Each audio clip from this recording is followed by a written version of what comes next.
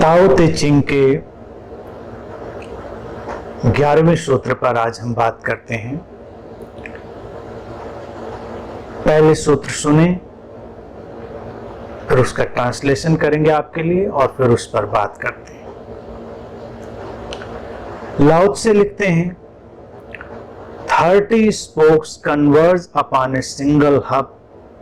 It is on the hole in the center that the use of the cart hinges. Shape clay into a vessel. It is the space within that makes it useful.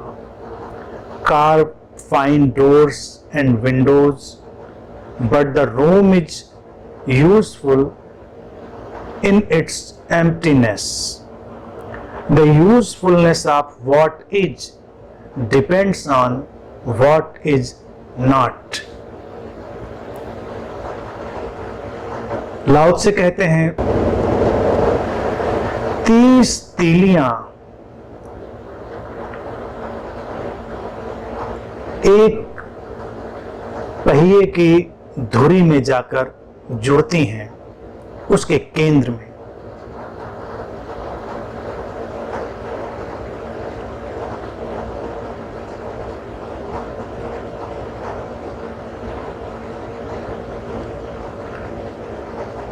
लाओ त्से कहते हैं कि 30 तीलियां जाकर जुड़ती हैं एक पहिए के केंद्र में, उसकी धुरी में। ये जो केंद्र का खालीपन है उस पर ही उस वाहन की उपयोगिता निर्भर करती है या उस पहिए की उपयोगिता निर्भर करती है। एक मिट्टी के पात्र को हम आकार देते हैं, लेकिन उस आकार के भीतर जो अवकाश है, आकाश है, खालीपन है, स्पेस है, वही उसे उपयोगी बनाता है। एक भवन में हम खिड़कियां और दरवाजे गढ़ते हैं, बनाते हैं, निर्मित करते हैं, लेकिन भवन की उपयोगिता, उसके कक्ष की उपयोगिता उसके खालीपन में होती है। जो है उसकी उपयोगिता जो नहीं है उसके ऊपर निर्भर करती है। आज का सूत्र भी बहुत ही साधारण सा, व्यवहारिक भी, प्रैक्टिकल भी और जीवन को एक अंतर्दृष्टि और दिशा देने वाला भी। लाओ त्से एक पहिए का उदाहरण देते हैं, एक व्हील। वो कहते हैं कि जो व्हील है उसमें तीलियां, अब पुराना उदाहरण है तो उसको तीलियों से ही समझाया गया है। आज का हमारा व्हील कार का या उसका डिजाइन अलग हो सकता है। आप साइकिल का व्हील देखें, उसकी तीलियां देखें। पहले के जो रथ होते थे उनका जो पहिया होता था उसका निर्माण, वो सब ऐसे कि वो तीलियां केंद्र से निकलकर परिधि पर आती हैं और केंद्र में एक खालीपन है, एम्प्टीनेस है। लाओ त्से कहते हैं कि जो वाहन है उसका जो उसकी जो धुरी है वो उसी खालीपन में टिकती है, इसी से उसकी उपयोगिता तय होती है। ये तीलियां, ये जो चक्र है, जो पहिया है, उसका जो ये निर्माण है ये उपयोगी हुआ है उसके खालीपन से, जो बीच में उसके एक रिक्तता आई है उससे। अगर वो रिक्तता हम छोड़ दें, उस खालीपन को हम ना निर्मित करें तो पहिए की कोई उपयोगिता नहीं। अब पहिए का उदाहरण अगर हम देखें तो ये खूबसूरत है। भारत में हमने जीवन को एक चक्र की तरह ही देखा है। भगवान बुद्ध ने भी चक्र का प्रतीक लिया था। जीवन एक पहिए की तरह, ये संसार भी एक पहिए की तरह, एक चक्र की तरह। तो अगर हमें इसका ठीक ठीक उपयोग करना है तो हमको समझना पड़ेगा इसमें जो सरकमफेरेंस है, जो पेरिफेरी है, जो परिधि है, उसकी क्या उपयोगिता है, जो तीलियां आती हैं जो जोड़ती हैं उस केंद्र को, उनकी क्या उपयोगिता है, और जो खालीपन है केंद्र का, उसकी क्या उपयोगिता है। हम परिधि का कैसा भी निर्माण कर लें, हम तीलियों का कैसा निर्माण कर लें, किसी भी तरह उनको निर्मित कर लें, लेकिन लाओ त्से कहते हैं मौलिक उपयोगिता, जो मौलिक उपयोगिता है वो तो उसके केंद्र पर ही आएगी। यानी कि पहिए को पहिया कहेंगे ही तब, व्हील को व्हील कहेंगे ही तब, जब उसके केंद्र में खालीपन होगा। अगर वो खालीपन नहीं होगा तो उसका हम कोई उपयोग नहीं कर सकते, फिर वो एक प्लेन डिस्क में कन्वर्ट हो जाएगा। अगर आप उसको खाली नहीं रखते हैं तो उसका क्या उपयोग करेंगे। तो वो खालीपन, अब अगर इस संसार के दृष्टि से हम देखें तो संसार का फैलाव, हम उस फैलाव में उलझ कर रह जाते हैं हम उस केंद्र की तरफ नहीं जाते। मूल बात है उस केंद्र की तरफ जाना। केंद्र में, जिसको ज़ेन दर्शन कहता है, एक खालीपन है, लेकिन उस खालीपन में भराव है, वो फुलनेस ऑफ एम्प्टीनेस है। जब तक हम उस खालीपन को, उस रिक्तता को नहीं अनुभव करेंगे, जीवन मुश्किल में पड़ेगा। जीवन को संभालने के लिए, सपोर्ट करने के लिए हमको उस केंद्र का अवलोकन करना ही होगा, उसके प्रति हमें जागृत होना ही होगा। ये जीवन ऐसे ही एक पहिए की तरह घूम रहा है। कुछ लोग दुर्घटनावश, अज्ञानवश उसकी परिधि में अटक के रह जाते हैं, और फिर परिधि के अलावा जो तीलियां केंद्र की तरफ जा रही हैं, तो वो केंद्र को न देखकर, उस होल को, उस खालीपन को न देखकर उन तीलियों में उलझते हैं। यानी कि वो विस्तार है, जीवन का फैलाव, उस फैलाव को जोड़ने के सब ढंग ढांचे, संसार का ये सारा संबंधों का फैलाव, ये अंतर संबंधों से विकसित हुए जगत में सामाजिक, वैज्ञानिक, आध्यात्मिक विकास का वातावरण, और उस सबको जोड़ते हुए तमाम किस्म के नीति नियम, तमाम किस्म की परंपराएं, तमाम किस्म की संस्कृतियां, वो सब तीलियां हैं। ये जितनी भी व्यवस्थाएं हैं, नियम हैं, परंपराएं हैं, वो बस तीलियों की तरह हैं। इसीलिए समय समय पर, वक्त के साथ हम परंपराएं बदलते हैं, हम नियम बदलते हैं, हम तीलियों को किसी भी तरह से अरेंज करेंगे, उनका रीअरेंजमेंट होना जरूरी है। लेकिन जो केंद्र का खालीपन है वो हमेशा मेंटेन रहेगा। अगर केंद्र का खालीपन है तो उसमें जीवन की धुरी को कभी भी टिकाया जा सकता है, और जीवन का जो वाहन है, जीवन का जो रथ है, व्हीकल है, वो कभी भी गतिमान हो जाएगा। लेकिन अगर हम परिधि पर ही इतना जोर डाल दें, जो पहिए का सारा बाहरी फैलाव है, केंद्र को भूल जाएं, हम फिक्र ही न करें उसकी, तो जीवन ठहरेगा, जीवन में गति नहीं आएगी। अब परिधि पर हम कैसे कितना जोर डालते हैं, इसको अगर हम देखें, हम अपनी धारणाओं के कारण, हम अपनी मान्यताओं के कारण, हम तमाम किस्म के विश्वासों के कारण जीवन के एक फैलाव को निर्मित करते हैं, वो परिधि है। लेकिन वो बदली जा सकती है। जैसे तुम अपने व्हीकल में, आजकल के अगर हम आधुनिक व्हीकल को भी देखें तो उसका टायर तो चेंज करते रह सकते हो, जरूरत पड़ेगी आप नया ले आओगे, उसका जो भी बाहरी इंतजाम है, लेकिन जो उसका खालीपन है, उसका जो होल है, जो हब है, वो तो वही का वही रहना है, उसमें तो कुछ आपको करना नहीं। यानी कि आपकी गाड़ी पंक्चर होगी तो कभी कोई ये नहीं कहेगा कि वो जो होल था वो डिस्टर्ब हो गया, परिधि।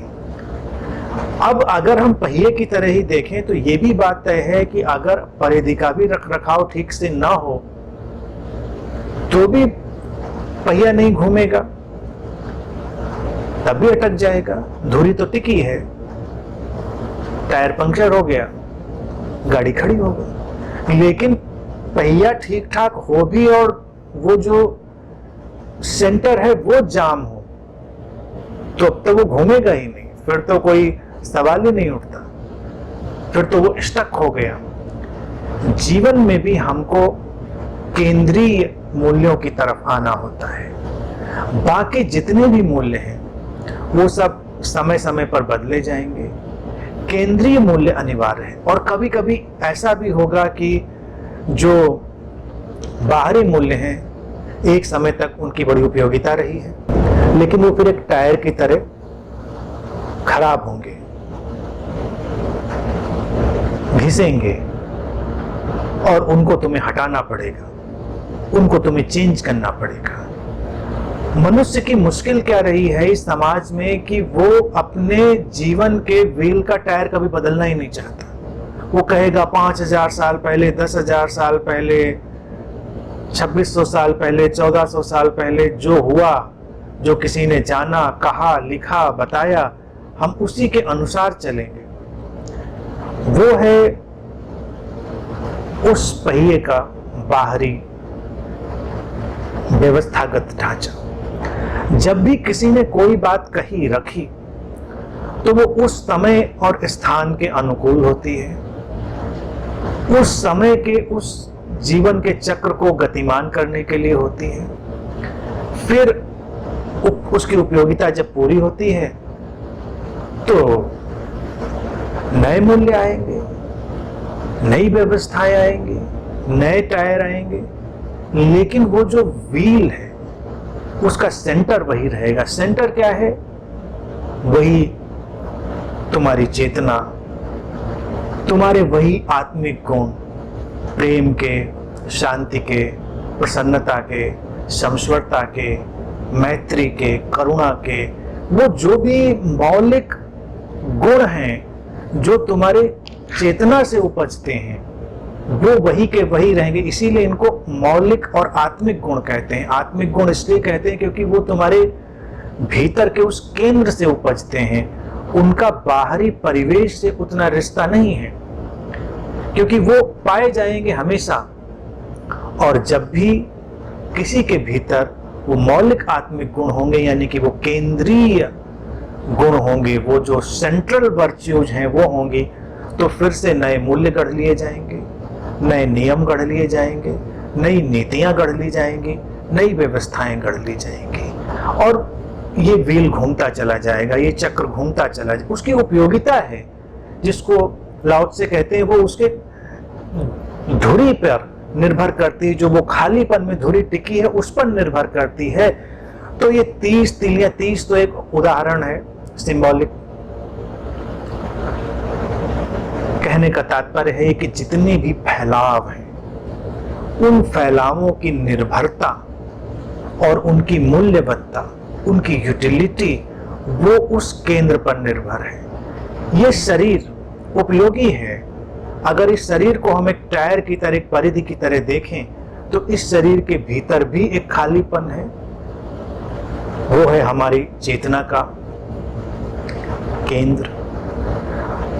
अगर हम अपने शरीर की तरफ भागेंगे, हम अपने मन की तरफ भागेंगे और केंद्र को विस्मृत कर जाएंगे, तो हमारे जीवन का ये जो व्हीकल है ये थमेगा, रुकेगा, इसकी गति बाधित होगी, ऑब्स्ट्रक्टेड होगी, आगे जाना मुश्किल होगा। लेकिन अगर केंद्र पर हम ध्यान ले जाएं और शरीर और मन का तिरस्कार कर दें, तब भी ये व्हीकल नहीं चलेगा, क्योंकि वो एक कॉम्बिनेशन में। लाओ त्से जो बात कह रहे हैं उसको समझें। उन्होंने कहा कि मूल उपयोगिता, जो मूल उपयोगिता है वो उस व्हील के सेंटर पर है। लेकिन व्हील तो होना चाहिए ना, तभी तो वो घूमेगा। व्हील तीलियों, परिधि और सेंटर इन सबके साथ बनता है। तो हमारा होना भी शरीर के साथ, मन के साथ और चेतना के साथ ही होता है। हम किसी भी एक पहलू को विस्मृत करेंगे, हम किसी भी एक पक्ष को भुलाएंगे तो जीवन सुचारू रूप से नहीं चलेगा। अतीत में लोगों के जीने के जो ढंग विकसित हुए उसमें यही विभाजन आया। कुछ संस्कृतियां बहुत दैहिक हो गईं, भौतिक हो गईं। उन्होंने देह को ही महत्व दे डाला, यानी कि वो भौतिकता में ही आकंठ डूबने की तरफ बढ़ी। तो उनके भी बिखरने के और विनष्ट होने के सारे जो माध्यम है वो बनते चले गए, क्योंकि केंद्र को विस्मृत करके तो आप कहां आगे जाएंगे। देह, दैहिक, पदार्थगत जो कुछ भी है उसका अपना एक ढंग है, उसकी अपनी एक सीमा है। फिर कुछ संस्कृतियां आई जिन्होंने मन पर बहुत जोर दिया, वो मानसिक विलास में संलग्न हो गई। बौद्धिक विलास, इंटेलेक्चुअलिटी, उसका विकास उनके सामने आया। विचार का विकास हुआ, चिंतन मनन का विकास हुआ। लेकिन कितना भी चिंतन मनन का विकास कर लीजिए, कितना भी अपनी बुद्धि का उपयोग कर लीजिए, मन के जगत को कितना भी आप फैला लीजिए, जीवन बेहतर बनेगा। लेकिन केंद्र अगर विस्मृत रहा तो मन भी बिखरेगा, क्योंकि मन शरीर से बहुत दूर नहीं है। इसीलिए एक साथ भी शब्द उपयोग करते हैं, शरीर मन, बॉडी माइंड।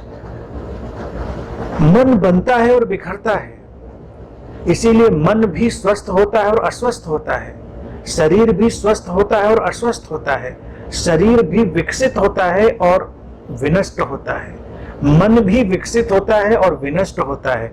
लेकिन जो केंद्र है, जो चेतना है, ना वो स्वस्थ होती है ना अस्वस्थ होती है, ना विकसित होती है ना विनष्ट होती है। इन दोनों को संभालने वाला जो केंद्र है, जिसे हम व्यवहारिक उपयोगिता की दृष्टि से सजगता की तरह जानते हैं, हम उसको चेतना की तरह जानते हैं, हम उसको जीवन और जीवंतता की तरह भी जानते हैं, वो ठहरा हुआ है। उसी में टिकेगी इस जीवन की धुरी और फिर ये चलेगा वाहन। तो अगर हम इस अंतर्दृष्टि को समझेंगे तो हमको तीनों तलों को एक साथ संभालना है, लेकिन सर्वाधिक ध्यान देना है हमको केंद्र पर, चेतनागत सजगता के आयामों पर, भीतर के उस तत्व पर, उस केंद्र पर जो न जन्मता है, न मरता है, न विकसित होता है, न विनष्ट होता है, जो हमेशा ठहरा है, संभाला है जिसने सब कुछ को। और जब उस पर हम फोकस रखेंगे तो व्हील घूमेगा, मन भी स्वस्थ होकर घूमेगा, शरीर भी स्वस्थ होकर घूमेगा, कोई अटकाव नहीं आएगा, कोई भटकाव नहीं आएगा। इसीलिए अगर हम ताओ की संस्कृति को लाएं, अद्वैत की संस्कृति को लाएं, तो वो संस्कृति होगी शरीर, मन और चेतना के समुच्चय की, उनके एक साथ इकट्ठे हो जाने की, उनके एक साथ जुड़कर जीने की। यानी कि व्हील में वो खालीपन, वो केंद्र इंपॉर्टेंट तो है, लेकिन क्या कहेंगे कि हम वो खालीपन लेकर ही घूमेंगे, वो केंद्र ही लेकर घूमेंगे और बाकी पहिए का कोई मतलब नहीं, टायर पंक्चर है उससे कोई मतलब नहीं, बाकी और क्या इंतजाम है उससे कोई मतलब नहीं, तो गाड़ी कहां चलेगी? फिर गाड़ी नहीं चलेगी। तो कुछ लोग अतीत में जब इस बात को समझ रहे थे तो वो देह विरोधी हो गए, कुछ मन विरोधी हो गए, और इस विरोध ने उनको खंडित कर दिया। कोई भी वाहन खंडित होकर नहीं चलता है, वो अखंडित होकर चलता है, वो एक लयबद्धता में चलता है। हर चीज की अपनी अपनी उपयोगिता समझ लीजिए और मूल बात समझ लीजिए कि मूल चीज इसमें क्या काम की है। अब मूल चीज काम की है, लेकिन उस मूल चीज पर ही खड़ी होंगी बाकी सब चीजें, बाकी व्यवस्थाएं। अब इस शरीर को ही देखें, क्या कोई इस शरीर से प्रेम करता है?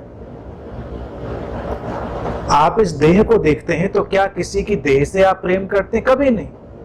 देह सुंदर हो असुंदर हो, आप हमेशा उस देह के पीछे जो चेतना का केंद्र है उसके प्रेम में होते हैं। वो जीवन जो झांका है, उससे जो जीवंतता प्रकट हुई है, प्रस्फुटित हुई है रोम रोम से, उससे आप प्रेम करते हैं। क्या आप किसी के विचार से प्रेम करते हैं, किसी के मन से, कि बड़ी बुद्धि है, बड़ा ज्ञान है, विचार है, देखिए क्या वक्तृत्व है, क्या आप इससे प्रेम करते हैं? लगता है, फौरी तौर पर यही लगता है कि हम किसी के ज्ञान से प्रभावित हुए, लेकिन ज्ञान में जो झांका है पीछे का आकाश, चेतना का विस्तार, उसने ही तुमको बांधा है, उसने ही आकर्षित किया है। अन्यथा अगर केंद्र से स्पर्श किए बिना कितने भी खूबसूरत शब्दों का उपयोग किया जाए, वो खाली, खोखले और बेजान हो जाते हैं, तुमको छूते नहीं, स्पर्श नहीं करते। इसीलिए हमने इस देश में इस ज्ञान की भी कई कोटियां बनाई। हमने फिलोसोफर नहीं पैदा किए, हमने ऋषि पैदा किए, हमने संत पैदा किए। एक ऋषि, एक बुद्ध, एक संत भी उसी भाषा, उसी शैली का उपयोग करता है जिसका एक दार्शनिक, फिलोसोफर, एक चिंतक, विचारक करेगा। लेकिन ऋषि अपने केंद्र में डूबा है, वो उस केंद्र में निमज्जित है, वहां से निकलकर उसकी वाणी आ रही है तो तुमको आलोक देती है, तुमको शीतलता देती है, तुम्हारे भी जीवन के चक्र को आगे ले जाने में सहायक बनती है। और अगर कोई केवल दार्शनिकता से अपने ज्ञान का प्रदर्शन करने के लिए बोल रहा है तो वो आक्रामक लगता है, कानों को चोट लगने लगती है, कभी कभी तुम्हारे हृदय को चोट लगने लगती है, तुम बोझिल होने लगते हो। अगर केंद्र जाम हो जाए और पहिए को ज्यादा घुमाएं तो बहुत शोर होगा, बड़ी आवाज आएगी, और केंद्र स्मूथ है, लुब्रिकेटेड है, आवाज ही नहीं होगी। वो व्हील घूमेगा इतना शांत कि पता ही नहीं चलेगा कि ये घूम भी रहा है कि नहीं घूम रहा है। तो भारत में जब ज्ञान रखा गया तो किसी को प्रभावित करने के लिए नहीं रखा गया, यानी कि यहाँ ज्ञानी होना कोई प्रदर्शन का विषय नहीं था। भारतीय परंपरा ने हमेशा देखा कि जो ऋषि है उसके केंद्र से कुछ प्रकट होता है, उद्गार, उसको वो सामने रखता है। तो हम किसी के न शरीर से प्रेम करते हैं न मन से प्रेम करते हैं, हम किसी भी व्यक्ति की चेतना की गहराई से प्रेम करते हैं। जितनी केंद्र की गहराई, जितनी केंद्र की स्मूथनेस, जितनी केंद्र की सरलता, तरलता, उतना ही वो तीलियों और उस परिधि का आसानी से चलना होगा, और उसी से जीवन का विस्तार होगा, उसी से तुम्हारे जीवन की प्रक्रिया आगे बढ़ेगी। तो इसलिए सब कुछ को एक साथ रखकर मूल्यवान बनाना है, लेकिन जो सर्वाधिक मूल्यवान है उसको सर्वाधिक मूल्य देना है, उसको उपेक्षित नहीं कर देना है, केंद्र की उपेक्षा नहीं कर देनी है, उसको ध्यान में रखना है।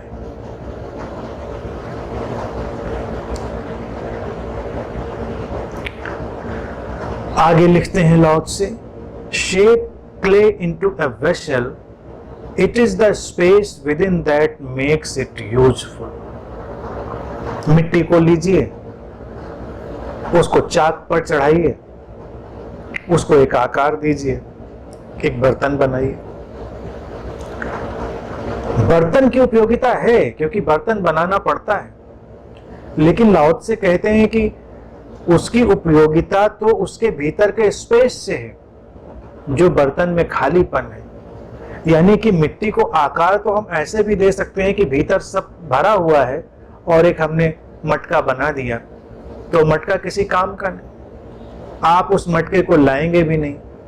हो सकता है घर में सजाने के लिए आप डेकोरेटिव पीस की तरह ले आए, लेकिन वो भी आपको खटकेगा, क्योंकि उसके भीतर जो स्पेस नहीं है, जो खालीपन नहीं है, वो विचलित करेगा। अजीब सा मटका है, पूरा मिट्टी से लबालब भरा हुआ, क्योंकि बनाया जा सकता है, आकार तो हम पूरी मिट्टी को वैसे दे सकते हैं, लेकिन बर्तन बनाने के लिए, मटका बनाने के लिए, यानी कोई भी चीज निर्मित करने के लिए हम उसको ऐसे बनाते हैं कि उसको एक आकार देते हैं, लेकिन भीतर एक स्पेस भी निर्मित करते हैं, और उसकी उपयोगिता उसके स्पेस से, खालीपन से। खालीपन ना हो तो बेकार है वो। लेकिन क्या फिर उसकी जो दीवारें हमने बनाई हैं, आकार बनाया है, वो भी बेकार है? नहीं, बेकार कहाँ है। उस बेकार ने उस मूल्यवान को संभाला है। जिसको हम बेकार कहते हैं, उसी ने, उस आकार ने उस मूल्य को, उस मूल्यवान को, उस महत्वपूर्ण को संभाला हुआ है। वो स्पेस है। ये जीवन के द्वैत को एक साथ जीने की कला। ये सूत्र आज के जैसे हम देख रहे होंगे बहुत साधारण से लग रहे हैं, बहुत ही मामूली से लग रहे हैं, लेकिन कई बार जो चीज बहुत मामूली सी होती है, बहुत साधारण सी होती है, वो बहुत कमाल की होती है। आज के सूत्रों में क्या इशारा है? जीवन को परिपूर्णता में जीना। अद्वैत दर्शन की हम बात भारत में हमेशा करते हैं, और जैसा कि 10वें सूत्र में भी लाओ त्से ने वही बात रखी थी कि अद्वैत में आप छोड़ेंगे क्या किसी चीज को? शरीर और मन और चेतना, तो कैसे आप उसको तय करेंगे? किसी को छोड़कर अद्वैत में जाएंगे या सब कुछ को संभाल कर? आज का सूत्र उसी बात को कहता है कि जीवन अब अपनी सृजनात्मकता की ओर बढ़ेगा। ये इस स्रोत का अपना कार्य व्यापार है। भारत ने उसके लिए खूबसूरत शब्द दिया है, लीला। स्रोत की लीला है, वो निकलकर द्वैत में टूटकर विस्तार पाएगी अनेक अनेक रूपों में, और फिर वापस लौटेगी स्रोत में। इसीलिए भारत ही एक ऐसा देश जिसने प्रलय और सृजन का कॉन्सेप्ट दिया। जो लोग इस बात को नहीं समझते हैं, उन्होंने तो ऐसे ही समझा कि बस किसी दिन कोई था जिसने दुनिया को रच के काम खत्म कर दिया और छुट्टी पे चला गया। अब कैसे बताएं ये संसार क्यों रचा गया? भारत में उसको बहुत ही सुंदर ढंग से कहते हैं। वो कहते हैं कि ये अस्तित्व एक लीला है। उस स्रोत से, उस परमात्मा जिसको हम समग्रता भी कहते हैं, अस्तित्व भी कहते हैं, उसी के माध्यम से ये रचा जाता है, ये सृजन होता है। ये सृजन फिर अनेक अनेक रूपों में विस्तार पाता है। अनेक रूप हो सकते हैं। मिट्टी का बर्तन, ये पहिया, ये सब उदाहरण है। भवन, ये सब उदाहरण है कि रूप बदलते जाएंगे, आकार बदलते जाएंगे, और सारा विस्तार फिर एक दिन प्रलय में जाएगा। यानी कि फिर सब उसी में लय हो जाएगा, उसी स्रोत में लय हो जाएगा, खो जाएगा, विलीन हो जाएगा। ये चक्र चलेगा। यही चक्र है, और इस चक्र के बीच, इसीलिए जब लाओ त्से व्हील का उदाहरण लेते हैं तो वो उदाहरण बढ़ता चला जाता है, जीवन के चक्र से लेकर इस जगत के चक्र तक। उस जगत के चक्र में भी एक ठहराव है, अनमैनिफेस्टेड स्टिलनेस है, एक अव्यक्त स्थिरता है जहां से सब प्रकट होता है। तो अंत में फिर वो चक्र अव्यक्त स्थिरता में, अनमैनिफेस्टेड स्टिलनेस में चला जाएगा, और ये जीवन ऐसे ही घूमेगा। तो ये नहीं हमको पूछना है कि आकार ऐसे क्यों, वैसे क्यों। चाक पर चढ़ी हुई मिट्टी अनेक अनेक रूप लेती है, कभी टूटती भी है, कभी बिखरती भी है। कुछ पात्र सीधे बनते हैं, सुंदर बनते हैं, कुछ पात्र कभी कभी टेढ़े भी हो जाते हैं। कुछ पात्र आग तक जाते हैं, पकते हैं, और कुछ आग में पकने की प्रक्रिया में टूटते भी हैं। जीवन ऐसे ही चलता है। इसीलिए जब लोग प्रश्न करते हैं कि ऐसा क्यों, वैसा क्यों, ये बीमारियां क्यों, ये दुर्घटनाएं क्यों, ये मौत क्यों, ये ऐसे लोग क्यों पैदा होते हैं, बच्चे जो जन्म से ही इनको समस्याएं हैं, लोगों के साथ अकाल मृत्यु क्यों होती है, दुर्घटनाएं क्यों होती हैं, ये विषाद, ये विवाद, ये सारा उलझाव क्यों होता है? तो धार्मिक लोग इसका उत्तर देने में हमेशा उलझते रहे। तो कोई कहेगा तुम्हारी नियति है, भाग्य है, तो कोई कहेगा तुम्हारे कर्मों का कुछ लेना देना होगा, तो कोई कहेगा कि ईश्वर तुम्हें दंड दे रहा है, परमात्मा या जो भी खुदा है तुमने कुछ नहीं ठीक किया होगा। तमाम तरह के हम कॉन्सेप्ट्स लेकर आएंगे, लेकिन इन कॉन्सेप्ट्स का कोई भी मूल्य नहीं है, वो सब परिधिगत चीजें हैं। भारत ने बस एक ही कॉन्सेप्ट दिया है, लीला, drama, the big drama of life. होता है, बहुत कुछ होता है, कोई नियम नहीं है कि ऐसा ही होगा, कैसा होगा कोई नहीं जानता। ऊंचा नीचा, छोटा बड़ा, आड़ा तिरछा, रंग बेरंग, सब कुछ होगा, क्योंकि सब कुछ ही तो उसका विस्तार है। कुछ भी छोड़ेंगे तो उसका विस्तार कैसे होगा? अगर उस स्रोत का, उस चेतना का परम विस्तार चाहिए तो परम विस्तार में तो सब कुछ आएगा, हिंसा भी, अहिंसा भी, ज्ञान भी, अज्ञान भी, जड़ता भी, विद्वता भी, सब कुछ आएगा, और वही है परम लीला। चलेगा ऐसे? ठीक है। फिर सृजन होगा, फिर लय होगा, फिर प्रलय होगी, तो समस्या क्या है इसमें? भारत ने कभी कोई समस्या नहीं देखी। भारत में ऋषियों ने कहा, बुद्धों ने, कि जो सामने है उसको देखो और जियो। तुम इतने झंझट में काहे को पड़ते हो कि अब ऐसा क्यों हुआ, किसी के साथ वैसा क्यों हुआ, मेरे साथ ऐसा क्यों हुआ? जो हुआ वो हुआ, उससे तुम्हारे ऊपर क्या अंतर पड़ता है, उससे तुम अपना मार्ग निर्मित करो। तो अगर एक पात्र तुम्हारे सामने है तो पात्र का तुम क्या करोगे? उसके खालीपन को देखोगे और खालीपन का उपयोग करोगे, खालीपन का उपयोग करोगे, बाकी तो सब चलता रहेगा। पात्र आएंगे जाएंगे, टूटेंगे, बनेंगे, बिखरेंगे। और पात्र टूटता है तब क्या होता है? खालीपन खालीपन में मिल जाता है। आगे लाओ से कहते हैं कि भवन में तुम खिड़कियां और द्वार कितने भी बनाओ, लेकिन उस भवन की और भवन के कक्षों की उपयोगिता उसकी एम्प्टीनेस पर है। एक मकान क्या होता है, हम अगर देखें, मकान यही है कि हम जो खालीपन है, जो स्पेस है, कुछ दीवारें खड़ी करके हम अपने लिए अपने स्पेस का, अपने खालीपन का चुनाव कर लेते हैं। तो मकान बनाते समय अगर किसी को लगता है कि हम दीवारें बना रहे हैं, हम खिड़कियां बना रहे हैं, हम दरवाजे उसमें एक से एक अच्छे लगा रहे हैं, तो वो हम मकान बना रहे हैं, वो उपयोगिता है। क्योंकि उसके बिना खालीपन कैसे निर्मित होगा? कितने सुंदर ढंग से हमने उस खालीपन को रचा है।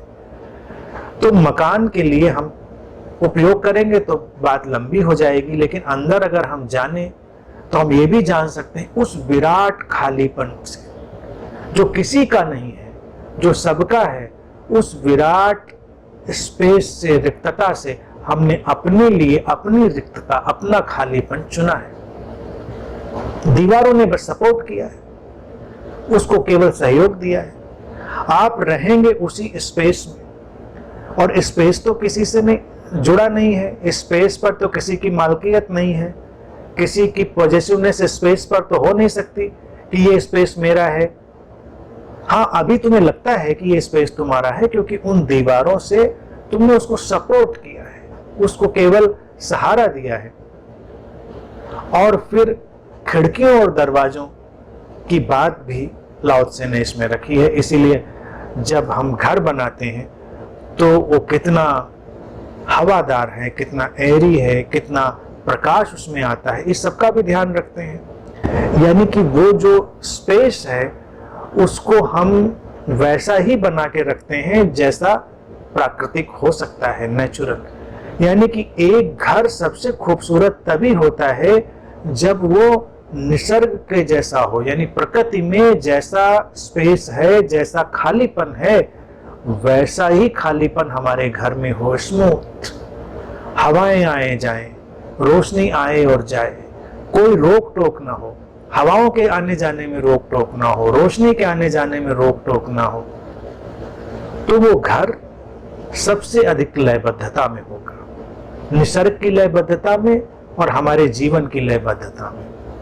और कभी भी एक क्षण को नहीं भूलना है कि ये केवल हमने थोड़ी देर के लिए एक खालीपन उधार लिया है अस्तित्व से, जो कि इन दीवारों के हटते ही उस खालीपन में मिला ही हुआ है। मिल जाएगा कहना भी बेमानी है, क्योंकि अगर हम कहें कि दीवारें हटेंगी और वो खालीपन में मिल जाएगा, बेमानी है, क्योंकि वो तो मिला ही हुआ है। दीवारों ने थोड़े रोक लिया है उसको। दीवारों ने तो केवल सपोर्ट किया है, सहारा दिया है कि हम देख सकें, हम उसकी उपयोगिता को जी सकें, हम अनुभव कर सकें उस भवन की रिक्तता को, भवन की एम्प्टीनेस को, और उसमें जी सकें। इसीलिए अपने घर में जब आप फर्नीचर डालें तो उस फर्नीचर को भी इस ढंग से व्यवस्थित करें, इस ढंग से अरेंज करें कि सर्वाधिक खालीपन उपलब्ध हो, तुम वहां आ जा सको, बैठ सको, जी सको। अपने भवन को, अपने घर को हम जितना एम्प्टीनेस में, जितना खालीपन में संवारेंगे, उतना ही वो हमारे लिए उपयोगी होगा। फिर हम लौटेंगे अपनी तरफ तो देखेंगे कि देह के माध्यम से भी हमने एक भवन निर्मित किया है। जैसे घर की दीवारें हैं, ऐसे ही देह की दीवारें हैं, और इन देह की दीवारों के भीतर भी एक स्पेस है, खालीपन है, चेतना का। भारत के दर्शन ने उसी को आत्मा कहा, उसी को चेतना। आप जो भी शब्द दें, देखिए शब्दों के उलझन में नहीं पड़ना है, शब्दों को तो सिंप्लीफाई बनाना है, उनको हमें सरल बनाना है। लोग बड़ी उलझन में रहते हैं कि भाई जब फिर हम मिटेंगे तो क्या होगा, हमारे भीतर कुछ ऐसा है जो निकल कर कहीं यात्रा पर जाएगा। तमाम धर्मों ने उत्तर दिए हैं और लोग आज तक उलझन में ही पड़े रहते हैं।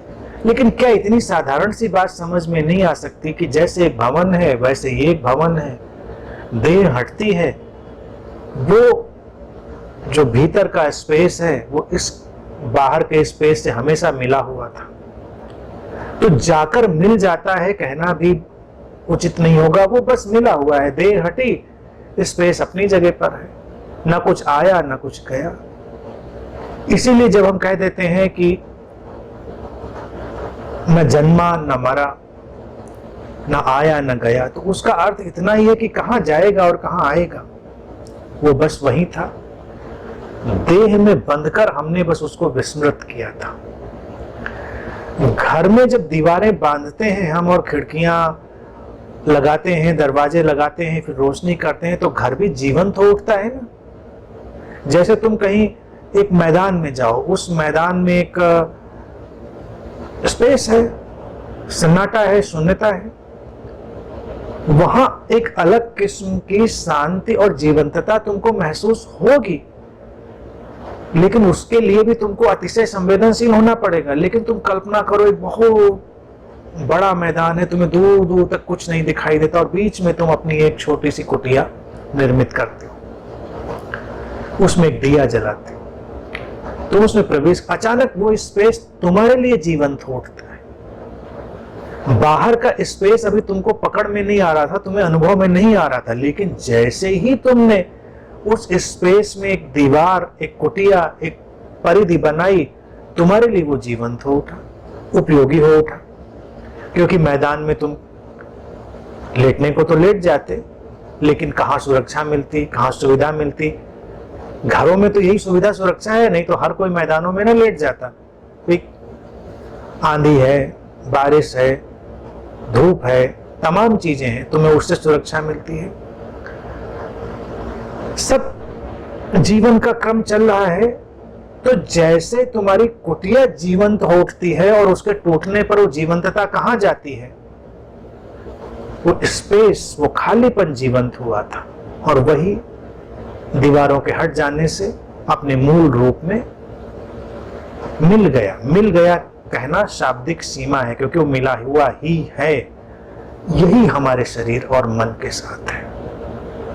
एक कुटिया बन गई है इन 5 इंद्रियों के माध्यम से, और वो जीवंत हो उठी है। हमने उसमें अपने ज्ञान के, अपने होश के दिए जलाए हैं, और हमको अनुभव होता है कि जैसे ये कुछ बिल्कुल अनोखा है। जरूरी है, क्योंकि अगर तुम अनुभव नहीं करोगे अपनी देह और मन की जीवंतता में, तो उस जो विराट जीवंतता है उसको अनुभव करने का और कोई तो उपाय नहीं। अब ये उपयोगी हुआ, अब ये ढांचा उपयोग में आएगा और इसका काम होगा। लेकिन जब ये दीवारें गिरेंगी तो फिर वही खालीपन में समा जाएगा। कुछ घटेगा नहीं, कुछ बढ़ेगा नहीं। ये जीवन का ढंग है, यही जीवन की लीला है।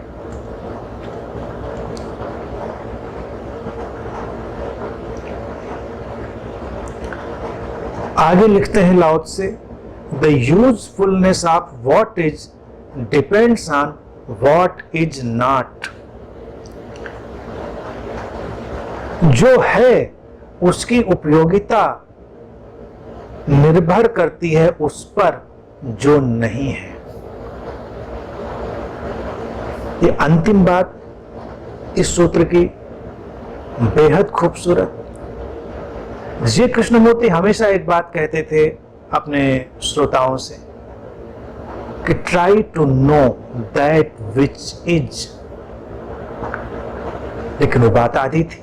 अब अगर उसमें लाओ त्से की बात जोड़ी जाए तो उसमें यह भी कहा जाएगा कि जब तुम ये जान लो कि क्या है, then try to know what is not, क्या नहीं है। होना ना होने पर निर्भर करता है। अद्भुत है जीवन। कभी हमने ध्यान नहीं दिया होगा, मिलने की खूबसूरती बिछड़ने पर खड़ी है। कभी सोचा इस बात पर?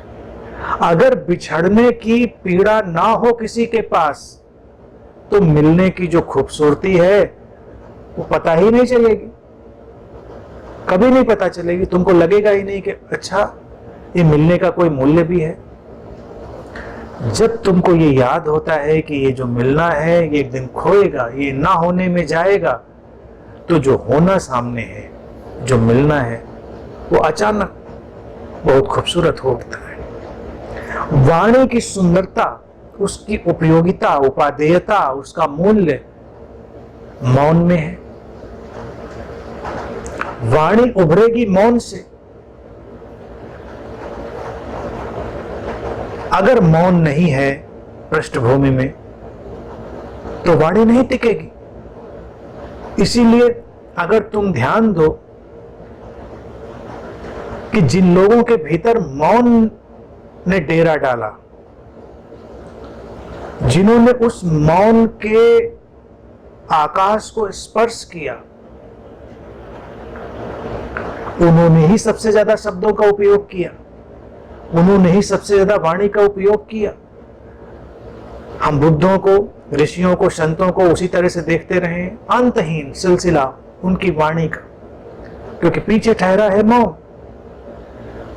हमने उन लोगों को वाणी का सदुपयोग करते हुए नहीं देखा जिनके अंदर कोलाहल है, शोर है, मौन नहीं है, शोर भरा हुआ है। तो शोर तो पागलपन पैदा करता है, शोर तो विक्षिप्तता पैदा करता है। शोर से निकली हुई वाणी में भी शोर होता है, विचलित करता है। हमने देखिए इस देश की खासियत देखिए, हमने संगीत भी बनाया ऐसा जो संगीत भी निकलता है अपने भीतर के मौन से। इसीलिए भारत का जो शास्त्रीय संगीत है उसकी एक अलग ही खूबसूरती है, वो अपने आप में ध्यान है, क्योंकि वो साधना है। अगर आपको वो गायन अपने जीवन में उतारना है तो आपको मौन साधना होगा, और जितना आप मौन को समझेंगे, साधेंगे, ध्यान में डूबेंगे, और फिर जब आप उस गायन में जाएंगे तो उसमें प्राण आएंगे, उसमें जीवंतता आएगी। उस गायन की उपयोगिता खड़ी है मौन पर। लेकिन अगर हम ढिक ढाक ढुक जो आजकल का गाना चलता है, शोर से निकलता है, उसको देखें तो गाने वाला विक्षिप्त, एक तो वो एलएसडी या कोकीन और जो भी शॉट लेकर आया हुआ है और चिल्ला रहा है। आप थोड़ी देर के लिए, चूंकि हम भी बेहोश हैं, तो हमको उस बेहोशी में वो थोड़ा सपोर्ट करता हुआ लगता है कि चलो ये खूब हू हा टिक टाक ढिक ढाक वाला हम गाना सुन लें। लेकिन थोड़ी देर के बाद सिर में आपके दर्द होता है, आप बेचैन होते हैं। वो अलग किस्म का एडिक्शन होता है। भारत में तो इसीलिए इन विधाओं को, चाहे वो गायन हो, नृत्य हो, उसका भी निर्माता और उद्गम हमने ऋषियों और संतों को ही माना।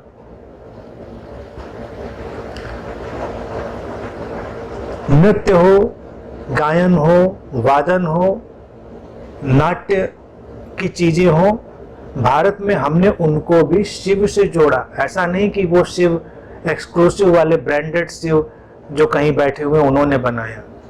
भारत कहता है कि शिव के माध्यम से निकला शास्त्रीय गायन, वादन निकला, नृत्य निकला, नाट्य के रूप निकले, तमाम किस्म की कलाएं निकली। शिव भारत का एक अम्ब्रेला नेम है, यानी कि जो कुछ भी कीमती जाना गया उसको शिव के नाम से हमने कह दिया। ये कहने वालों की खूबसूरती, वो अंदर इतने शांत, इतने मौन थे कि उनको क्रेडिट लेने की जरूरत नहीं, तो क्रेडिट के चक्कर में नहीं पड़ते, तो उन्होंने कह दिया, उन्होंने कहा। भारत में क्रेडिट का कोई बुखार नहीं है, वो कहते बात जानी चाहिए। तो इसीलिए भारत में नृत्य भी शास्त्रीय है, नृत्य का भी अपना एक ढंग है। अब नृत्य आप दो तरह से कर सकते हैं, लोगों को लुभाने के लिए, पैसे कमाने के लिए, आकर्षित करने के लिए, अपनी कैथारसिस करने के लिए। तो कैथारसिस वाला और धन पर खड़ा हुआ जो नृत्य होगा वो भी उपद्रव में ले जाने वाला है। इसीलिए तुम देखते हो ये फिल्म कलाकार और ये सब लोग अक्सर या तो किसी नशे के शिकार हो जाते हैं, आत्महत्या तक बढ़ जाते हैं। क्यों होता है? क्योंकि वो अंदर के खालीपन को तो नहीं संभाल पाए ना, उस मौन को तो उन्होंने जाना नहीं। हमने भारत में कहा कि जब तुम्हारे भीतर से नृत्य उपजे तो उन भंगिमाओं और मुद्राओं में इतना ठहराव हो कि देखने वाला ठहर जाए। अगर नृत्य करते समय तुम अपने भीतर के ठहराव को अनुभव ना करो तो नृत्य फिर हुआ नहीं। और कुछ गाते समय अगर तुम्हें अपने भीतर के मौन, आकाश का स्मरण न बना रहे तो तुमने कुछ गाया नहीं। किसी गायन को सुनते समय अगर तुम्हारे भीतर ऐसा ना हो तो तुमने उसे सुना नहीं। किसी नृत्य को देखते समय अगर तुम्हारे भीतर वो ठहराव की झलक ना आए तो तुमने नृत्य देखा नहीं। किसी नाटक को देखते समय जीवन के नाटक के साथ जो लयबद्धता है वो उभर आए तो नाटक हुआ। नाटक भी विचलित करे तुमको तो फिर वो नाटक नहीं हुआ। उसके तमाम ढंग ढांचे हो सकते हैं। ना होना यानी कि ये जो ना होना है, जो नहीं है, विच इज नॉट, इतना महत्वपूर्ण है। भारत ने इसको हमेशा देखा, जाना और जिया कि सब कुछ तो उसी पर खड़ा हुआ है, तो हमको उसको ही संभालना है, ज्यादा चीजों में नहीं पड़ना है। लेकिन हम तो उसी में लगे हुए रहते हैं कि जो है पहले उसको पकड़े, क्योंकि जो नहीं है तो उसका कुछ पता ही नहीं हमको कि नहीं है को संभालें। अब किसी को मान लीजिए बोलना है, कई लोगों को भाषण देने के लिए तैयारी करनी पड़ती है, बच्चे हैं और तमाम किस्म के ऐसे लोग होते हैं जिनको इस तरह का व्यवसाय भी होता है, प्रोफेशन भी होता है बोलना। तो बोलने की तैयारी करते हैं, स्क्रिप्ट बनाते हैं, नोट्स लेते हैं, फिर भी जाके गड़बड़ कर जाते हैं, क्योंकि हम उन्हें ये नहीं सिखाते कि अगर तुम्हें बोलना सीखना है तो पहले मौन होकर बैठो, आधा एक घंटा ही कम से कम 24 घंटे में ना बोलने को सीखो। जब ना बोलने को सीखोगे तो बोलना प्रभावशाली हो जाएगा।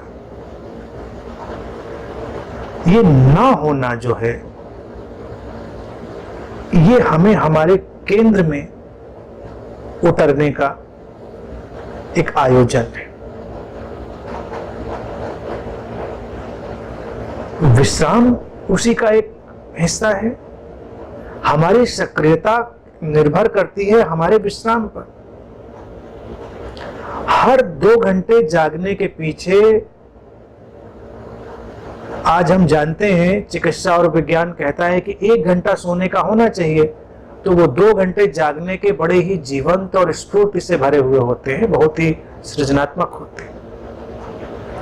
अगर तुम्हारे जागने के 2 घंटे के पीछे 1 घंटा सोने का नहीं है तो तुम बोझिल होगे, मुश्किल में पड़ोगे, और वो जो जागने की सक्रियता है वो उतनी प्रभावशाली नहीं होगी।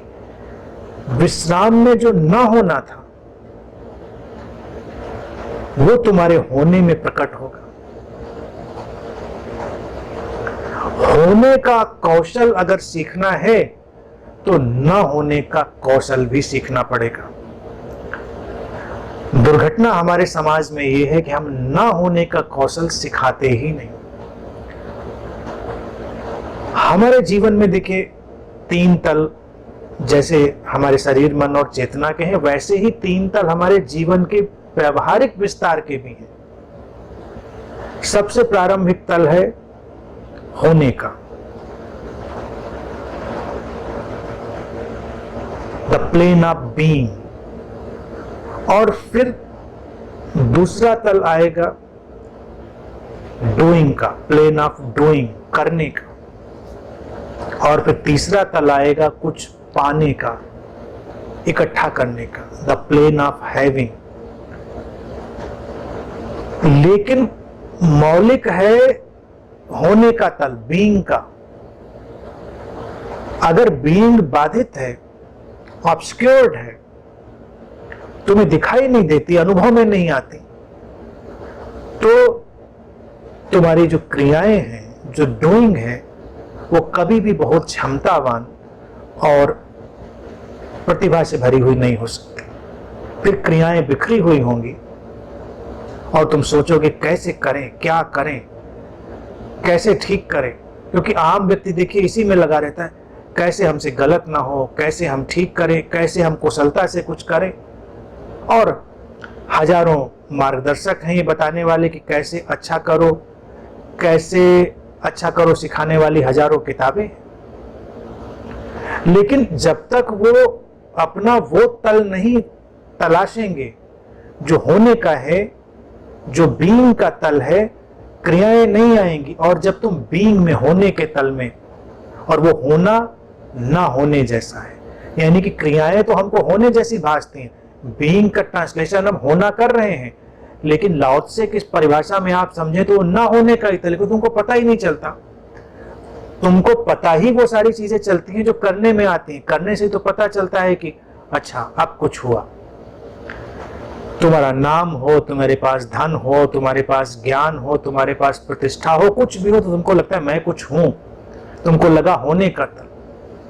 और जो वास्तविक होने का तल है वो है ना होने का तल, यानी कि वो तुम्हारी बीइंग, जो तुम्हारे नाम से, प्रतिष्ठा से, तुम्हारी क्रियाओं से, तुम्हारे आसपास के सरंजाम से, तुम्हारी हैविंग से कोई वास्ता नहीं रखती, कोई ताल्लुक नहीं रखती। वो बस है, वो है ना होने जैसा है। इसीलिए बीइंग जो है वो तुम्हारे इस मैं को विलीन कर लेती है। तुम्हारा जो अहम है, तुम्हारी जो आइडेंटिटी है, तुम्हारी जो पहचान है, उसको वो अपने अंदर समाहित कर लेती है।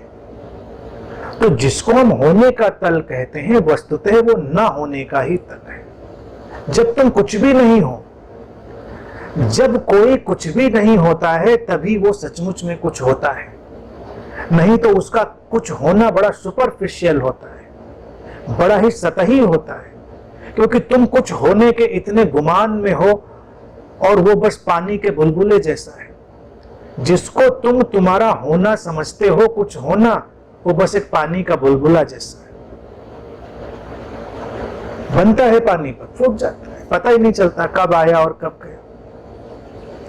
लेकिन जिस तल पर तुम्हारे होने में कोई भी टैग नहीं है, वो होना ना होने जैसा है।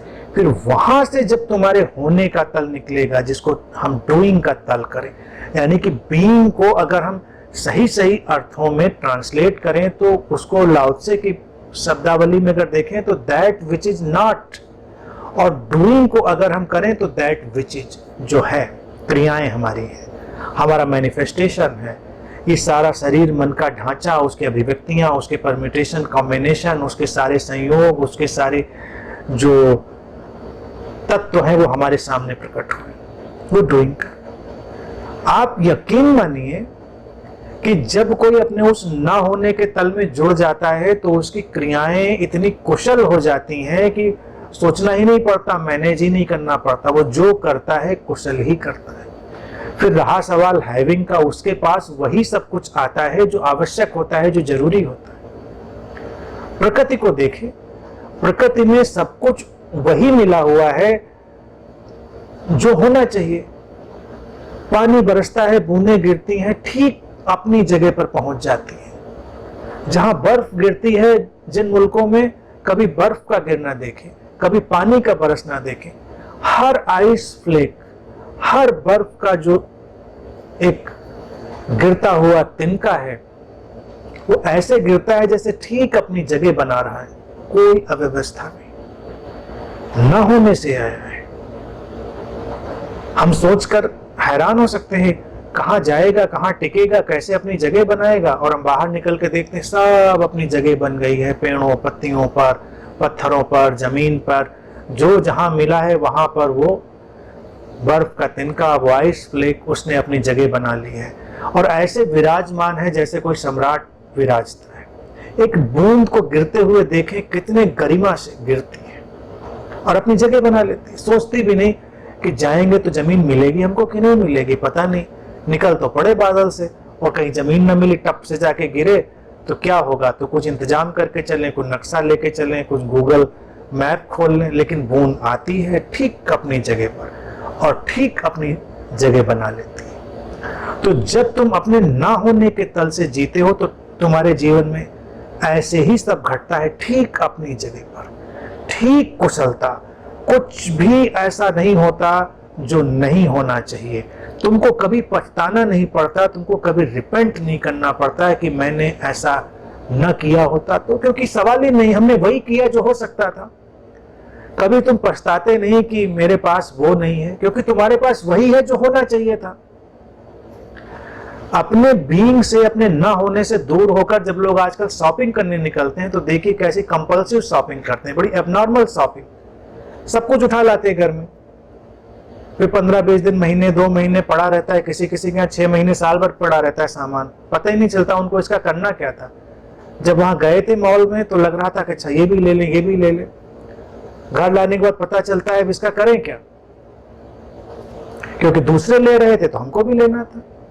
कई लोगों को मैंने शॉपिंग करते देखा है, किसी को जरूरत है तो वो सामान लेने गया, उसके साथ कोई दूसरा चला गया, उसको जरूरत नहीं है तो उसने इसलिए ले लिया क्योंकि उसने दूसरे ने लिया था, और फिर ज्यादा ही ले लिया, क्योंकि कहीं वो दोस्त पहले वाला ये ना सोचे कि भाई लेने में बड़े कमजोर हैं तो ज्यादा ही ले लिया। महिलाओं को तो ये बीमारी ही लग गई, कई लोग परेशान इस बात से हैं कि शॉपिंग कंपल्सिव, यानी कि हैविंग के जगत को हमने जब अपने बीइंग से दूर किया है तो घर कूड़े कबाड़े से भर गया। घर में 4 सामान हो तुम्हारे, अच्छा हो, काम का हो, वो ज्यादा जरूरी है कि 100 सामान हो बेकार का हो जिसका मतलब ही ना हो। तुम्हारे पास कपड़े हो, कम ही सही हो, अच्छे हो, उपयोगिता वाले हो तो बेहतर है।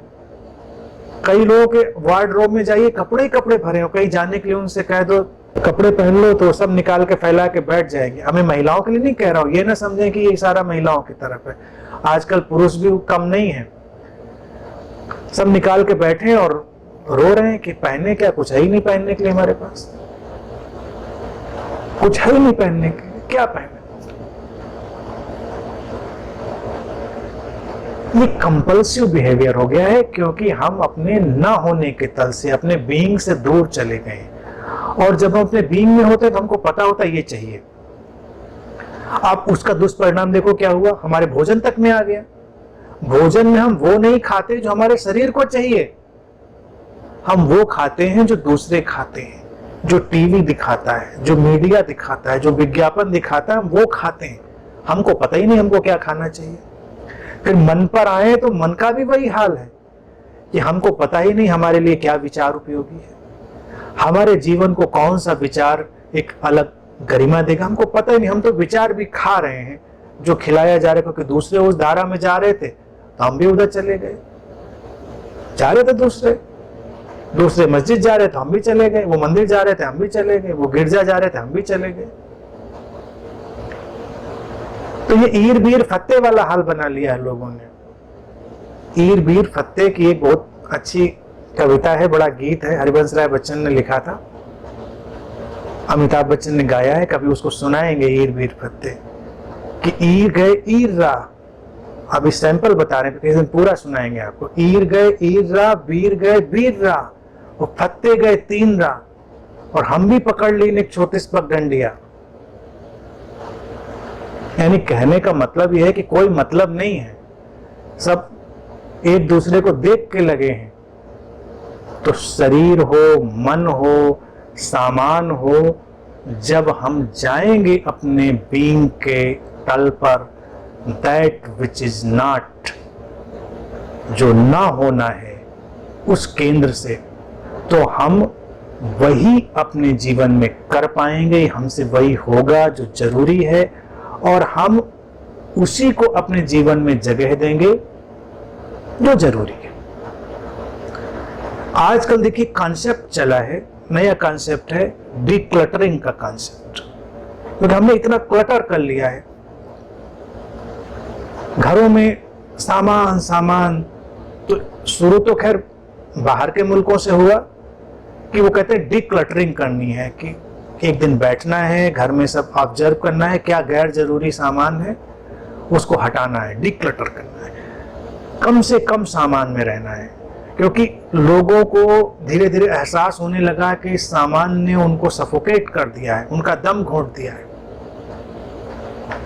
तो उसको डिक्लटरिंग कहते हैं। अब मैं कहता हूं डिक्लटरिंग घर में, डिक्लटरिंग अपने फूड में, डिक्लटरिंग अपने माइंड में, सब जगह डिक्लटरिंग, यानी कि गैर जरूरी को हटाना। और गैर जरूरी हटता है तभी तो कोई मूर्ति उभरती है। यानी कि कोई मूर्ति क्या होती है? मूर्ति है एक पत्थर, लेकिन वो पत्थर जिससे गैर जरूरी पत्थर हटा दिया गया है और एक जरूरी पत्थर, एक आकार सुंदर निकल आया है, वही मूर्ति बनी है। अपने जीवन से भी गैर जरूरी को जब हम छांटते हैं तो अब हम एक कलाकृति का निर्माण करते हैं। तो डिक्लटरिंग बहुत जरूरी है। कभी कभी ठहर कर हर किसी को उसे देखना चाहिए कि हम कितना डिक्लटर कर सकते हैं। हमारे देश में तो बीमारी है क्लटरिंग की।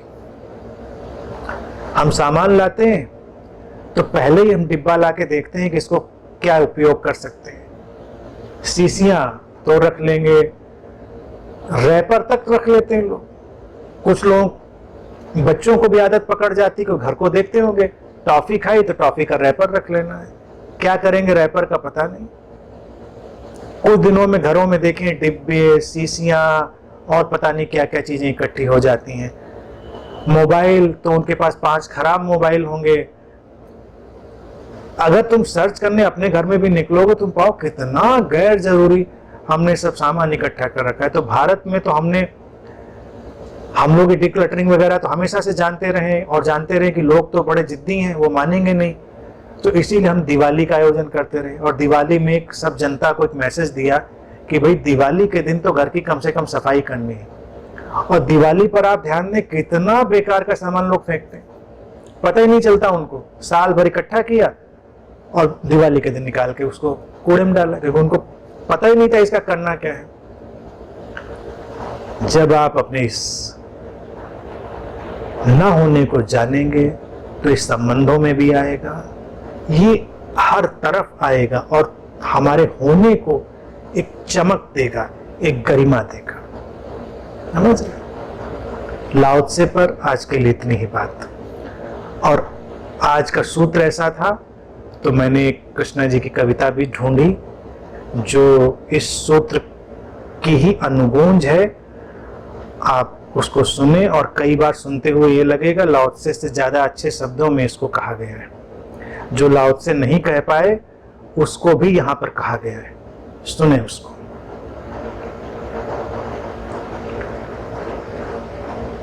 कभी कभी यूं ही अपनी धरती पर बैठे बैठे, कभी कभी यूं ही अपनी धरती पर बैठे बैठे अपने अंबर के नीले पट को खींचा है, अपने अंबर के नीले पट को खींचा है। आते जाते मन की गलियों से मैंने, आते जाते मन की गलियों से मैंने भीतर के अपने खालीपन को सींचा है। आते जाते मन की गलियों से मैंने भीतर के अपने खालीपन को सींचा है। अपनी धरती पर बैठे बैठे अपने अंबर के नीले पट को खींचा है। हर घाटी और शिखर से, हर घाटी और शिखर से गुजर कर देखा है, ना कुछ ऊंचा है ना कुछ नीचा है। हर घाटी और शिखर से गुजर कर देखा है, ना कुछ ऊंचा है ना कुछ नीचा है। सबने सबको अपने दामन में भींचा है, सबने सबको अपने दामन में भींचा है।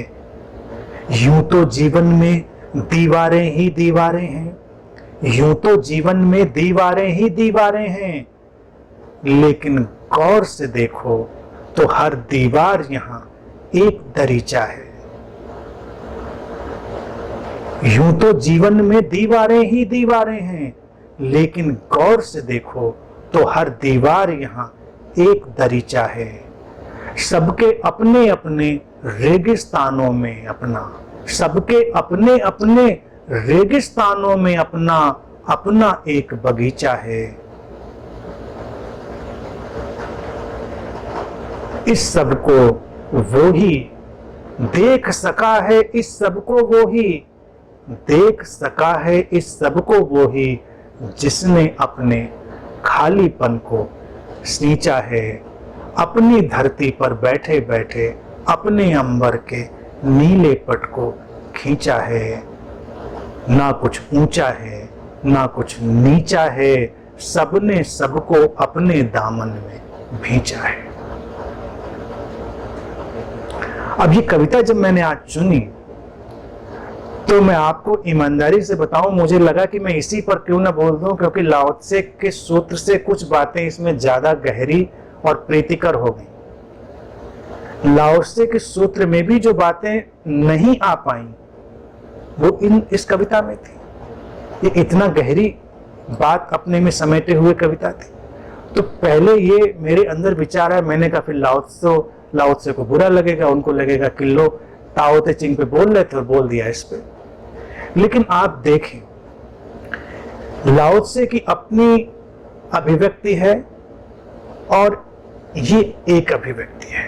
लाओ त्से कहता है फेमिनिन मिस्ट्री की बात, लेकिन है तो पुरुष, तो उसकी अभिव्यक्ति भी कहीं ना कहीं मैस्कुलिन बनती जाती। आज के सूत्र में थोड़ी मैस्कुलिनिटी है, लेकिन इस कविता में बात वही कही गई है, लेकिन वो स्त्रैणता है, वो फेमिनिन मिस्ट्री है, वो स्त्रैण रहस्य है। सारे शब्द आप देखें तो उसमें एक अनुगूंज दिखाई देगी जो लाओ त्से के सूत्र में ही है, लेकिन उससे भी कहीं आगे। कभी कभी यूं ही बैठे बैठे, यानी कि ये भी एक विश्राम है। कोई काम नहीं था, कोई टास्क नहीं होता है कि हम कुछ करने निकलेंगे और फिर उसमें हम कोई बात करेंगे। तो इसमें जो ये लिखा कि कभी कभी यूं ही बैठे बैठे अपनी धरती पर बैठे बैठे अपने अंबर के नीले पट को खींचा। तो जब तुम विश्राम में हो तो ध्यान है विश्राम, ध्यान है यूं ही हो जाना। ध्यान ये नहीं है कि कुछ करना, कुछ अभियान चलाना, ध्यान है यूं ही बैठना बस विश्राम में, न कोई उद्देश्य, न कोई चाह, न कोई चिंता, न कोई मंजिल। बिल्कुल लाओ त्से भी बहुत सुनकर प्रसन्न हुए होते, और हो सकता है अपने चैप्टर में इसको उन्होंने ऐड कर लिया होता है इस कविता को। अब क्या है कि जब हम इतने विश्राम में हैं तो सबकी अपनी अपनी धरती भी है, वही है अपनी मिट्टी, अपना घर, अपना आकार, अपना चक्र, एक उपयोगिता की व्यवस्था। तो अपनी धरती पर बैठे बैठे अपने अंबर के नीले पट को खींचा है। ये जो भीतर का आकाश है, उसका जो नीला किनारा है, उसका जो छोर है असीम सा, उसको खींचा है, यानी कि उसको हमने जिया है। अंबर के नीले पट को खींचा है, उसको जिया है। धरती और आकाश एक दूसरे से अलग नहीं है। जब कोई ठीक से धरती पर बैठ लेता है तभी वो अपने आसमान के उस किनारे को छू सकता है, अन्यथा नहीं छू पाएगा। कई लोगों की समस्या है, वो आसमान में उड़ना चाहते हैं लेकिन जमीन पर चलना सीखते हैं। को लगता है आसमान में उड़ जाएं, आसमान को मुट्ठी में भींच लें, जमीन से उनका रिश्ता नहीं। साधक वही है जो जमीन से जुड़ा है, धरती से जुड़ा है, जो जमीन पर चलता है, धरती से जिसे प्रेम है, प्यार है वो। तो जब वो अपनी ध्यान पूर्णता में वहां पर ठहरता है तो उसके हाथ में उसके भीतर का वो आसमान आता है। मन की गलियों से आते जाते, मन की गलियों से आते जाते भीतर के खालीपन को सींचा है।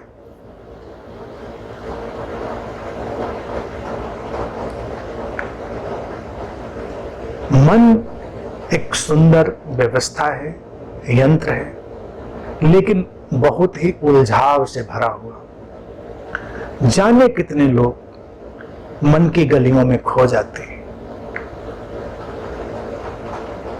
मन इतना उपयोगी है, लेकिन उसकी उपयोगिता ही कई लोगों को कंज्यूम कर लेती है, क्योंकि उसका रहस्य इतना बड़ा है।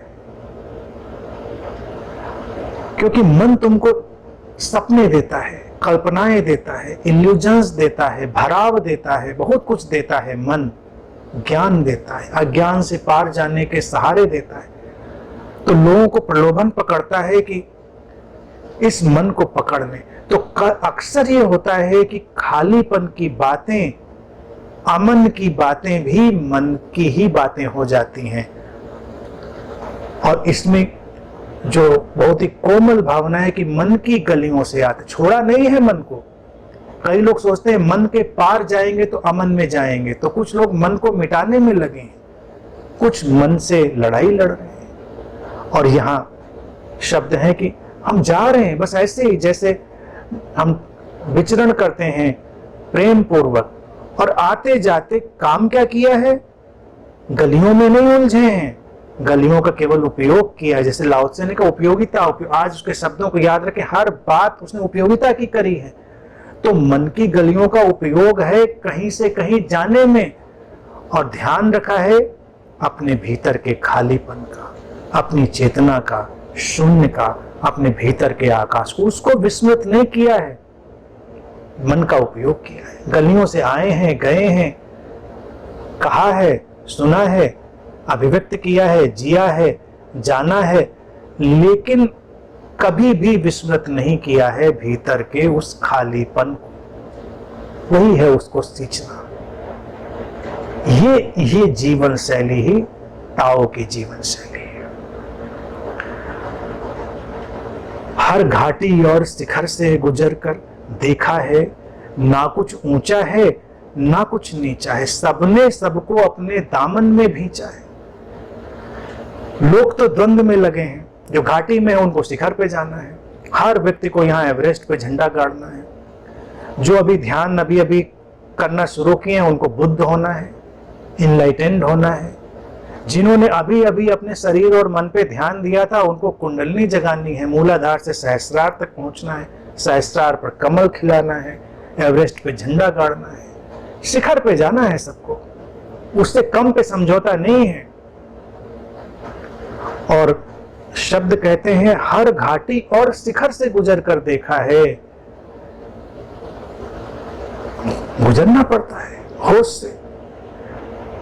उस घाटी को ही तो लाओ त्से कहता है कि फेमिनिन मिस्ट्री को घाटी चेतना। ऊंचा और नीचा तो हमारी कल्पनाएं हैं। हमने तय किया है कुछ ऊंचा है और कुछ नीचा है, अस्तित्व में तो ऐसा कुछ नहीं है। सबने सबको अपने दामन में भींचा है।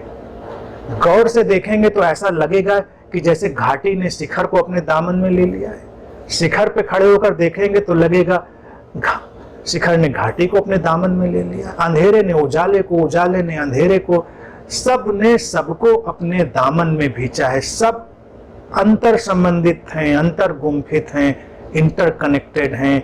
जैसे हर ताना बाना बुना जाता है और एक चादर जीवन की बनती है। तो जब जीवन की चादर को देखें तो यही तो दिखेगा, हर धागे ने हर धागे को गले लगाया हुआ है। ऊंचा नीचा कहाँ, छोटा बड़ा कहाँ, यहाँ कुछ भी कम और ज्यादा कहाँ, सबने सबको संभाला हुआ है, सब सबसे संभला है। कौन जानता है यहाँ ऊंचा और नीचा क्या, कौन छोटा और कौन बड़ा, सब कुछ तो संभला हुआ है। सब कुछ से कोई महात्मा नहीं तो कोई हीनात्मा नहीं। हमने तय किए हैं सब ये पैमाने, लेकिन अस्तित्व ने नहीं। अस्तित्व तो विराटता है, सीमाहीन, वही तो अद्वैत है। और ये बात और भी खूबसूरत, घर तो बना लिया, लाओ त्से ने कहा खिड़की दरवाजों का अपना ख्याल रखें, लेकिन फिर भी घर बनाकर लोग मुश्किल में पड़ जाते हैं। घर के साथ साथ दीवारों से जेलें भी तो बनती हैं। यूं तो जीवन में दीवारें ही दीवारें हैं, लेकिन गौर से देखो तो हर दीवार यहाँ एक दरीचा है, हर दीवार एक झरोखा है, दरीचा है, वातायन है, उसमें एक बाहर जाने का रास्ता है। जीवन में जो बाधाएं हैं वो अवसर में बदलती हैं। जो दीवार जैसा जान पड़ता है उसको गौर से देखें तो वो दरीचे में बदल जाएगा, तुम्हें मार्ग दे देगा। यही जीवन का चमत्कार है। दीवार से सिर फोड़ने लग जाएंगे तो दरीचा कभी नहीं देख पाएंगे। दीवार को प्यार से देखें। दीवारों ने तुम्हें सहयोग दिया है, दीवारों से लड़ाई क्या लड़नी। यूं तो दीवारें हैं, दीवारों की उपयोगिता है। दीवारों ने तुम्हारे भीतर के खालीपन को महसूस करने का अवसर दिया था, लेकिन हर दीवार एक वातायन है, एक दरीचा है, एक झरोखा है। तुम उसमें दरीचा बनाओ, एक वो भी प्रक्रिया है, और तुम ना बनाओ तो भी एक दिन हर दीवार तुम्हारे लिए दरीचा बन जाती है। गौर से देखने की जरूरत है, सौम्यता से, प्रेम से देखने की जरूरत है, और फिर जीवन में कोई बाधा नहीं रहती। इसलिए जब ये शब्द याद रखें तो जीवन को सुंदर बनता हुआ पाएंगे। जब भी ऐसा लगे कि जीवन में कोई दीवार आई तो ठहरे, अपने खालीपन को सींचें, अपने मन की गलियों में जाएं, खालीपन को सींचें और दीवार को देखें। वही दीवार रास्ता दे देगी, वही दीवार, वही समस्या, वही बाधा तुम्हारे लिए झरोखा बन जाएगी। जैसे जो वायरस तुमको बीमार करता है वही वायरस तुम्हारे लिए एंटीबॉडी भी बना देता है। दर्द जहां से आता है दवा भी वहीं से आ जाती है। तो दर्द से भी लड़ाई ना लड़ें। जब दर्द हो तो दर्द को भी जरा गौर से देखें। उस दर्द से ही कोई दवा भी निकल आएगी, उस दीवार से ही कोई वातायन भी खुल जाएगा। सबके अपने अपने रेगिस्तानों में अपना अपना एक बगीचा है। देख सका है इसको सबको वो ही जिसने अपने खालीपन को सींचा है। देखें तो जीवन में ऐसा लगता है रेगिस्तान ही रेगिस्तान है, कठिनाइयां ही कठिनाइयां हैं, परेशानियां ही परेशानियां हैं। लेकिन मैं हमेशा ये कहता हूं कि भाई रेगिस्तान कहाँ बुरा है। रेगिस्तान में जाकर देखो, डेजर्ट की ब्यूटी देखो, उसके सैंड ड्यून्स देखो, वो हवाओं में जब उड़ती है रेत उसको देखो। हाँ, परेशानी वाली है, दिक्कत वाली है, लेकिन उसकी खूबसूरती है। तो जब जीवन में रेगिस्तान जैसा कुछ लगे, कुछ बीमारी जैसा, कुछ वियोग जैसा, कुछ अनमनेपन जैसा, जब भी कुछ जीवन में रेगिस्तान जैसा लगे तो याद रखें कि हर रेगिस्तान का अपना एक बगीचा भी होता है। लेकिन उसको तभी देख पाएंगे जब अपने भीतर के खालीपन को सींचेंगे। तो अचानक एक मरुद्यान उगाएगा रेगिस्तान से, ओएसिस, डिजर्ट के बीच से एक ओएसिस, कहते हैं ना ओएसिस ने डिजर्ट, वो उगेगा तुम्हारे लिए जब तुम अपने भीतर के खालीपन को देखोगे। और जब तुम देखोगे कि परेशानियों का भी अपना सौंदर्य है, जैसे डिजर्ट का अपना सौंदर्य है, रेगिस्तान के अपना सौंदर्य है, जैसे पतझड़ का अपना सौंदर्य है। पतझड़ बुरा नहीं है, लेकिन जो पतझड़ के सौंदर्य को देखता है वो फूटती हुई कोपलों के सौंदर्य को भी देख पाता है। लेकिन झरते हुए पत्तों में तुम रोना शुरू कर दो, हो सकता है डिप्रेशन में चले जाओ, हो सकता है कोमा में चले जाओ। तो जब बाद में कोपलें फूटे तो तुम देखने के लिए बचोगे ही नहीं, क्योंकि तुम पतझड़ से इतना शॉक्ड हो गए थे। तो जब जीवन में रेगिस्तान उभरे, रेगिस्तान जैसी परिस्थिति उभरे, तो इतना शॉक्ड ना हो, उसको भी एक वरदान की तरह लें। और याद रखें कि रेगिस्तान आया है तो उसके साथ उसका अपना एक मरुद्यान भी होगा। और रेगिस्तान में मरुद्यान का मिलना कितना सुंदर होता है। बगीचों में बगीचों का मिलना उतना सुंदर कहाँ है? बगीचे ही बगीचे थे जहां उम्मीद ही नहीं थी हरियाली की, और वहां हरितिमा मिल जाए, उससे खूबसूरत कुछ नहीं होता। जीवन में जहां कोई रास्ता नजर ना आता हो और कोई रास्ता नजर आ जाए, उससे खूबसूरत कुछ नहीं होता। लेकिन हर रास्ता जहां बंद होता है, हर दीवार जहां खड़ी हो जाती है, रास्ता होता है।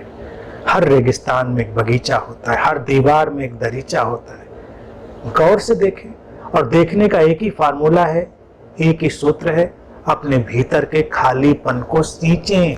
कुछ ना करें, परेशानी आए आंख बंद करके बैठ जाएं, डूब जाएं अपने भीतर के खालीपन में, अहोभाव से, ग्रेटिट्यूड से स्वीकार कर लें जैसा है जीवन। तो ये है। तो आज की कविता तो एक्चुअल में सचमुच में इतनी सुंदर थी कि मैं लाओसे के सूत्र से ज्यादा इस पे बोल सकता था, लेकिन अब इसको विराम देते हैं।